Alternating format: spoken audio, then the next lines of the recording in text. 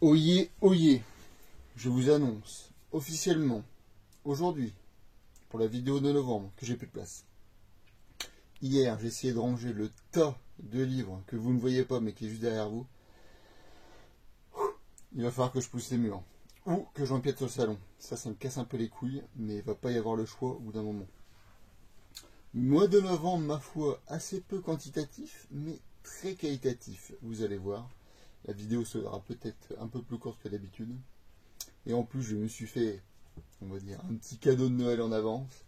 J'ai teasé sur le Discord, mais il n'y a pas un mec qui est capable de deviner, tellement c'est des Nasbrock là-dessus. C'est parti, générique.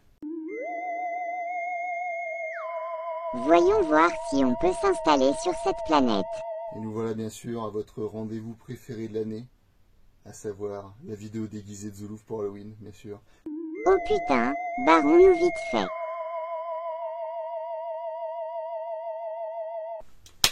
On se commence avec le petit Thunder 3, avec son tome 6. Je me suis lu le 4, 5, 6 d'un seul coup. Autant vous dire que déjà ça m'a pris 15 minutes, je pense. Allez, 20 pour être gentil. Toujours nos personnages de cartoon qui sont piégés dans le jeu vidéo qui est notre réalité. Et notre réalité qui est tout simplement un univers gantien, si vous voyez ce que je veux dire. Bon, c'est rempli d'action, ça se lit super rapidement. Ça se lit vraiment pas mal. Moi j'aime bien ce petit côté décalé avec les personnages de cartoon. Et là on va essayer de partir à la rescousse de la petite Futaba qui se retrouve coincée sur le vaisseau alien. Et le vaisseau alien s'est barré. Bon, on n'est pas vraiment inquiet pour elle, hein, vu comment ils sont costauds dans cet univers. Le tome 6, avant-dernier tome de Welcome Back Alice. C'est peut-être le tome qui me réconcilie avec la série. Il a été extrêmement éprouvant à lire. Notre personnage principal se fait un peu manipuler. Sa copine joue un peu avec ses sentiments. Et je peux vous dire que n'importe quel gars qui a lu ce tome, à peu près à la moitié, vers la moitié fin du tome, l'a lu en serrant les fesses. Pour ceux qui connaissent pas, qui veulent pas se faire spoiler, on va dire que ça parle de hot dog. Et c'était extrêmement dur à regarder, je peux vous dire. Ou à lire plutôt. Bon là, je vais assez rapidement, c'est que des séries en continu que je parle assez souvent. Du Son of Life avec son tome 15, il y en a un tous les mois. Du Bleu Exorcist, très très belle cover avec le tome 30. Cela faisait extrêmement longtemps que nous n'avions pas eu un tome de Jésus et Bouddha. Je crois que ça fait pas loin d'un an, je sais pas, dites-moi en commentaire. En tout cas, ça fait toujours plaisir. Une cover toujours magnifique, ils font vraiment un super boulot, Kurokawa. Bon, c'est peut-être pas la plus belle de la série, mais ça fait toujours plaisir ces covers. Moi, ce qui me fait marrer dans Jésus Bouddha, c'est que, peut-être pas vraiment drôle, mais la narration, enfin la façon dont les chapitres sont agencés et découpés, j'ai l'impression que c'est à chaque fois la même chose. On sent venir la chute à peu près à des kilomètres. Ça se répète un peu, mais bon, c'est quand même une série que j'aime beaucoup. Il faudra peut-être que ça se finisse un jour quand même. Vous étiez nombreux à vous plaindre de mon manque d'audace lorsque je présentais certains titres. Eh bien aujourd'hui, j'en ai plus rien à foutre. Là, on y va à l'aveugle. C'est parti, Monster Musume et son tome 18. J'ai beaucoup de tomes de retard, mais à chaque fois, vous savez, c'est ce petit tome que vous aimez bien feuilleter dans la librairie parce que vous aimez le goût du risque. Et bien à chaque fois que je feuillette ce genre de titre, je tombe sur une dinguerie. Une dinguerie. Mais là, j'ai confiance. Et je sais que vous n'allez pas faire des bêtises avec ça. 100 Bucket List of the Dead et son tome 15. Bon, dans ce tome-là, il se passe pas énormément de choses. C'est de nouveau, on va dire, le tome de la déclaration, mais la déclaration finale, je pense, cette fois-ci. Notre héroïne se porte pour le mieux. Et ils sont en train de se remémorer les instants gênants qu'il y a eu dans les tomes précédents. Et j'ai beaucoup aimé le petit clin d'œil, enfin c'est même pas un clin d'œil, c'est les références à Alice in Borderland à la fin du tome. C'était un tome, ma foi, assez sympa à lire, mais il faut que ça avance quand même. Faut que ça avance. En parlant de trucs qui ont un peu de mal à avancer, Partenaire 2.0 et son tome 7. J'étais assez surpris dans ce tome-là. Il faut dire que c'était assez soft au niveau du c'est que ce.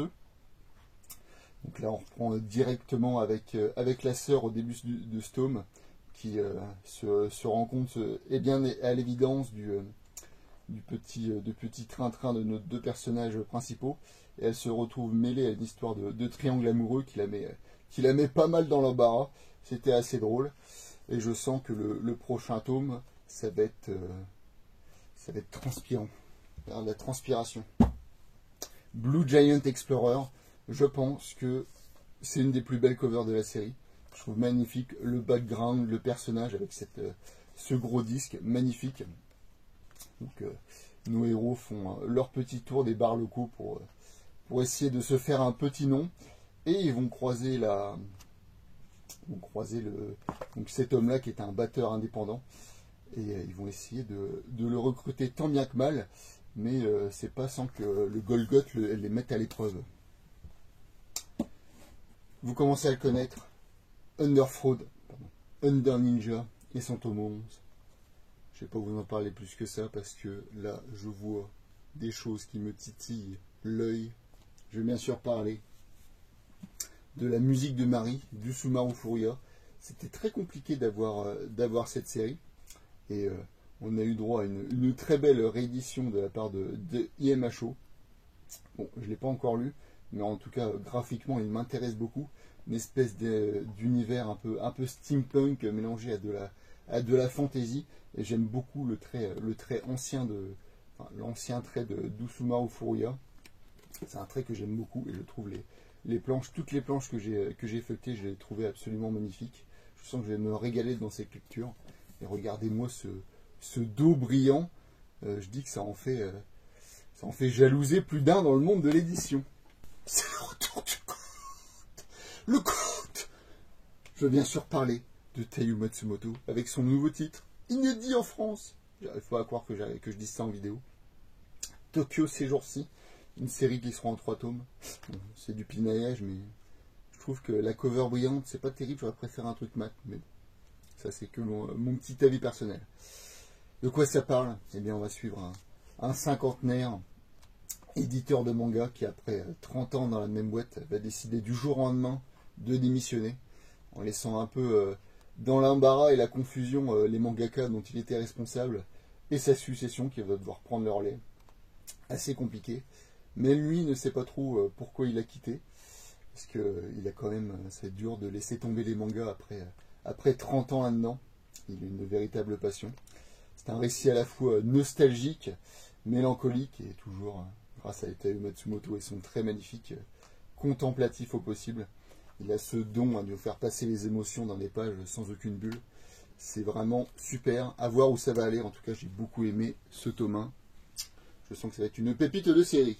Bien sûr, du nouveau Yoshikazu Yasuhiko, Yas pour les intimes, avec la suite de son tome 2 de Venus Wars, bien sûr, et la nouveauté, Rezus, lui-même.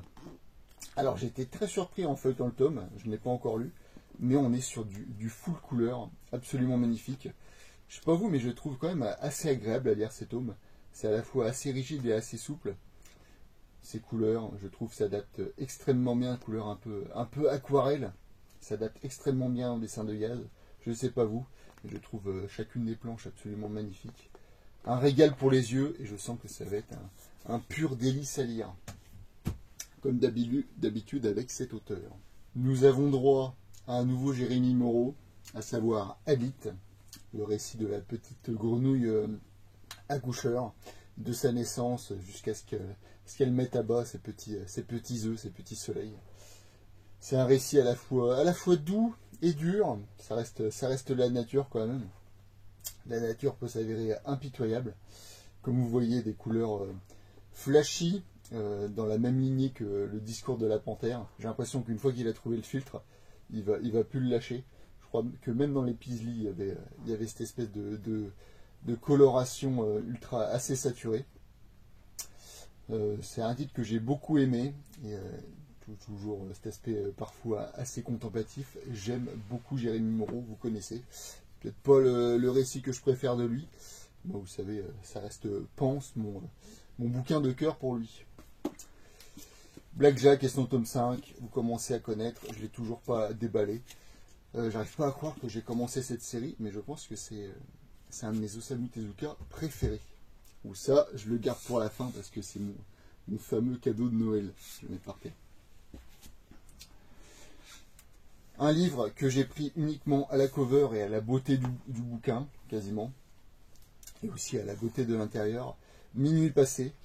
De ce que j'ai compris, on va suivre un homme qui retourne avec son fils dans sa maison d'enfance, maison qu'il pense hantée, et il va toutes les nuits, lorsque son fils s'endort, essayer de redécouvrir un peu plus sur cette maison, et notamment sur son passé qui est étroitement lié à le fait que la maison soit hantée. En tout cas, c'est comme ça qu'on me l'a expliqué. Un trait, ma foi, assez léché. J'étais assez perplexe au départ en feuilletant. J'ai dû feuilleter 2-3 fois le bouquin à chaque fois que j'y suis allé. Mais je me suis laissé convaincre et en tout cas ça reste une très très belle pièce. Un titre que j'ai vu pas mal circuler sur le Discord et que j'ai réussi à choper dans une édition à 10 €. Black Hammer. Tous vos super-héros préférés. Enfin, l'équivalent de vos super-héros préférés qui se retrouvent pour une raison, ma foi, assez mystérieuse, enfermés dans ce village dont ils ne peuvent plus sortir. Et ça fait 10 ans qu'ils sont enfermés dans ce village. Certains le supportent, d'autres le supportent beaucoup moins. Ça se focalise beaucoup sur la psychologie des personnages. Un personnage, par exemple, qui est l'équivalent de Shazam, qui est une cinquantenaire qui est bloquée dans le corps d'une fille de 9 ans. Et c'est un peu compliqué à elle de vivre tout ça. Vraiment super sympa comme titre, j'ai beaucoup aimé, je suis impatient de me lire la suite. J'avais beaucoup aimé le premier récit des Contes de la Pieuvre sur notre bien-aimé Tatave, et donc je me suis pris 2 autres tomes, bien sûr, sur les 4. Donc le deuxième, c'est Un destin de trouveur, qui est apparemment l'un des meilleurs de la série, et Célestin et les cœurs de Van Drezan. J'ai commencé à lire les premiers chapitres du Destin de Trouveur, où on va suivre ce personnage qui a le don, bien tout simplement, de trouver n'importe qui sur une carte. Ce qui m'a fait plaisir aussi, c'est de retrouver dès le début du tome, l'hypnotiseur, un des personnages clés du premier tome. Je sens que tous ces récits vont être liés d'une façon ou d'une autre. Ça va être un pur régal. On m'a dit que ce titre-là était parmi les plus fameux. Comme vous voyez, un trait, ma foi, assez léché. Ça va être un pur régal de lecture. Une nouveauté en comics qui m'a attiré l'œil de par ce macaron, à savoir Par l'odeur de The Nice House on the Lake, un comics que j'avais grandement apprécié l'année dernière et qui a d'ailleurs été un des plus vendus au comics, si je ne dis pas de bêtises. Donc là, nous avons un récit semi-horrifique, nous allons dire, où on va suivre un journaliste qui va enquêter sur un crime sordide qui s'est passé à Noël il y a de ça bien des années. Et il va essayer de démêler le vrai du faux en interviewant excusez-moi, le bouquin est grand, en interviewant celui qui a été emprisonné pour ses crimes. Alors, récit assez peu horrifique. J'ai l'impression qu'on parle plus de la sexualité des personnages que de l'affaire en elle-même. Mais c'est quand même assez haletant. On a envie de savoir plus. Il nous met, on est sur nos gardes, on va dire. C'est quand même assez haletant. L'enquête est prenante. Et le dessin est, ma foi, assez. J'aime beaucoup ce style assez réaliste. C'était très sympa. À voir ce que ça va donner. J'ai toujours peur sur les petits récits comme ça, mais connaissant l'auteur, je sais qu'il va réussir à nous concocter quelque chose d'assez sympathique. Même si j'aurais aimé un côté un peu plus crado, quoi. C'est de l'horreur, bordel. Une arnaque. The Arnaque. Je me suis pris ça sur Ulule, en avant-première. J'ai vu Druyet. J'ai été faible. Druyet Lovecraft. Lovecraft, ça m'a vendu du rêve. Et je me suis retrouvé, devinez pas, avec un vrai livre.